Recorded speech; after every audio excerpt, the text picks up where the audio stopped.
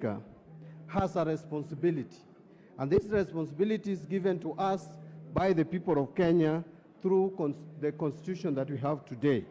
Article 95, Mr. Speaker, 5 of the Constitution, and I want to read, gives the National Assembly the responsibility to review the conduct of in office of the President, the Deputy President, and other state officers, including cabinet secretaries, and initiates the process of removing them from office. So, Mr. Speaker, what we are embarking on today is one of those cardinal responsibilities given to National Assembly by the people of Kenya to review the conduct of a cabinet secretary, one Mithika Linturi, to hold office with a view to initiate the process of removing him. Mr. Speaker, I want to plead with those members of parliament who think they want to save Mithika Linturi. If I were you, if you love this cabinet secretary, the more reason you should vote for this motion. Mr. Speaker, today we are not removing Mithika Linturi. By this motion, we are not removing Mithika Linturi. If you read, Mr. Speaker, Article 152 of the Constitution, which gives details of how to remove a cabinet secretary from office, it states that if a motion, it states that a member of the National Assembly, like Honorable Jack Wamboka has done, supported by at least 1/4 of all the members of the Assembly, may propose a motion requiring the President to dismiss a cabinet secretary. That is the motion we are dealing with today.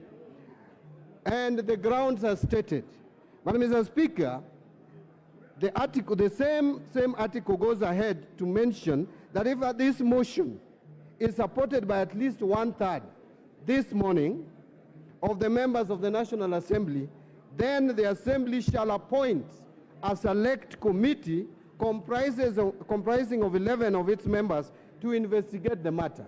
Mr. Speaker, if you look at the document presented to us by Honorable Wamboka, the only way justice can be done to this cabinet secretary is for this House to push this matter forward so that a select committee of this House will have an opportunity to look at the details as presented. How else, Mr. Speaker, will we even know that this telephone call was made by Honorable Mithika Linturi if we don't give opportunity to this House to appoint a select committee to go and scrutinize, get to the bottom of these details, and bring a report to us? If they find that these matters are not substantiated, if the committee shall find that these matters are not properly substantiated, then the matter will end there. The committee will report back to the House and the matter will die. But if the matters will have been found to have been substantiated, then this House will proceed to take another vote, Mr. Speaker, where even before we take the vote, we will present Honorable Mithika Linturi with an opportunity to address this parliament and defend himself. That is the time we will know that he is innocent or is not innocent. But stopping this process at this stage would be reckless, would be careless, and would demonstrate a House that does not know its responsibility. So, Mr. Speaker, I want to also add that it is not just on grounds of gross violation of the provisions of this Constitution that you would initiate a process of removing a cabinet secretary. It is not only on the grounds of where serious reasons of believing that the cabinet secretary has committed a crime under the national or international law that a process like this would be initiated. This process would even be initiated if we have a reason to believe that there is gross misconduct on the part of the cabinet secretary. And Mr. Speaker, based on the evidence that Honorable Wamboka has presented to this House, and particularly I'm concerned about the issues of National Cereals and Produce Board.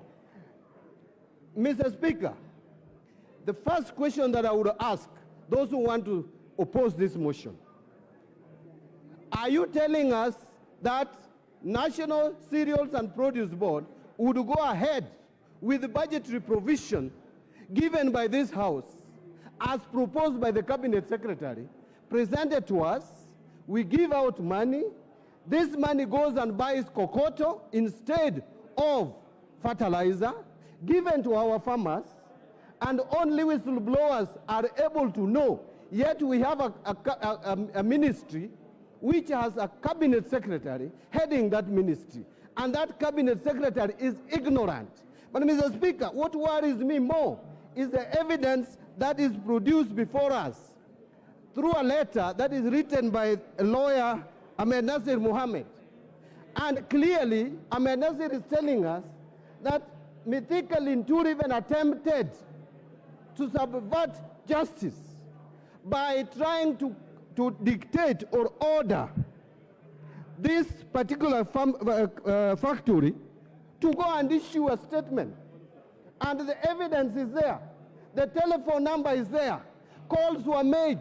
Safaricom can confirm the same. And that is why I want to plead with this House, Mr. Speaker, that this is a matter that we cannot treat casually. This is a matter of hunger. It is a matter of food. It is a matter of food security in this country. It is a matter that can bring this country to anarchy, as the minority leader said. We must show responsibility. You are elected by your people to come and speak for them. They don't have a voice. They cannot talk to Mithika Linturi. It is you who can speak to Mithika Linturi. It is you who can speak to William Ruto, who appointed Mithika Linturi. And when these cabinet secretaries were appointed, Mr. Speaker, I remember saying that this is going to go in the records of history as the most incompetent cabinet. And you can already see that some people are protecting, Mr. Speaker, Mithika Linturi and claiming that he was ignorant of what was happening in National Cereals and Produce Board. Mr. Speaker, if Mr. Linturi can be ignorant of what is happening at the National Cereals and Produce Board, then what can he be ignorant about? This is an incompetent... Order, Honorable Mbadi, there's a point of order. Mr. Speaker, I rise pursuant to Standing Order number 83, as read together with Standing Order number 91, on the accuracy of information that is being provided by my very good friend, the Honorable Mbadi. Mr. Speaker, is it in order for the Member of Parliament, for the nominated Member of Parliament to claim that he had already made up his mind from the time the Cabinet Secretaries were nominated or appointed, that they were incompetent, so that his information that he had at that time, which he never gave us in the House, when we were approving Mithika Linturi, is it in order, Mr. Speaker, for somebody to redact information which we thought he had or which he thinks he should have had? The accuracy of his information, Mr. Chairman, Mr. Speaker, is in fact one thing. He is alleging that, in fact, the conduct of the president is not at issue here. In fact, if he wants to bring a substantive motion with the issue of the conduct, he should not mention the president. He is not part of the motion that is in the House. The motion is in the House is with regard to the Honorable Mithika Linturi, who was his colleague in the 13th Parliament. Mr. Speaker, is it in order for him to claim that he had this information, but he never gave to the House? That is very misleading, Mr. Speaker. Mbadi, wind up.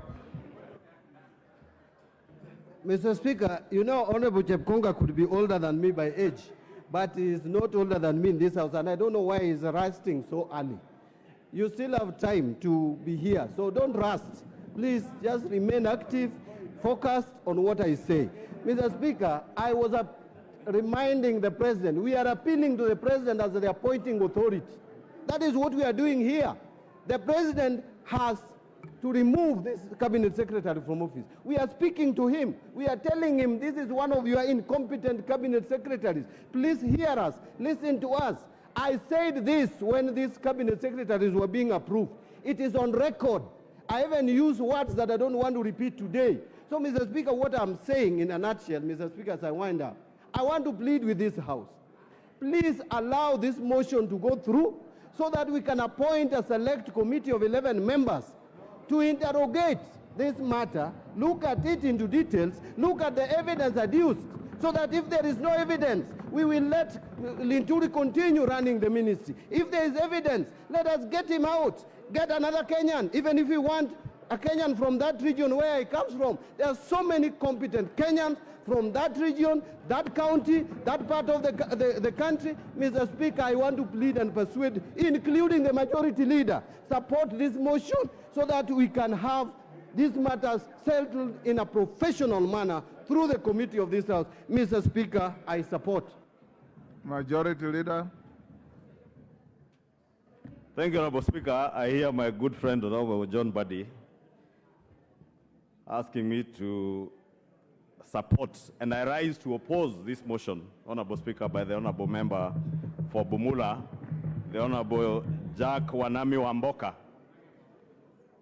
But allow me, Honorable Speaker, to take this opportunity to thank the Honorable Jack Wamboka for having the courage and fortitude to not only collect signatures and bring this motion, but also to prosecute it.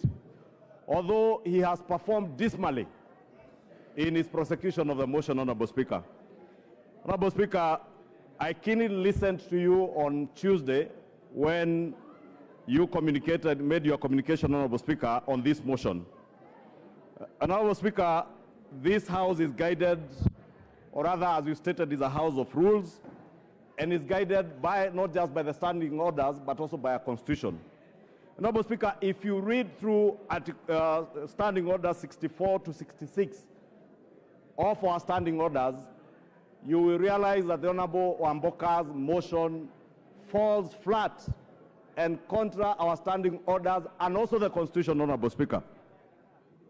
Honorable Speaker, it is also true that matters to do with removal of office of public officers, as you stated in your communication, Honorable Speaker, are largely guided also by precedents and borrows heavily from court rulings and the threshold set in.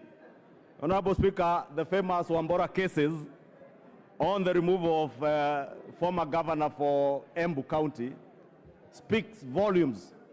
Honorable Speaker, in that case, the Wambora case, one of the things that was made clear is that there must be a very clear nexus between the person being removed from office and the alleged grounds on which that removal is sought. Therefore, the question we ought to ask ourselves, Honorable Speaker, has the mover of this motion, Honorable Jack Wamboka, created or shown us that nexus between the person being removed from office as cabinet secretary and the alleged grounds of removal? And the straight answer, Honorable Speaker, is none. There is completely no nexus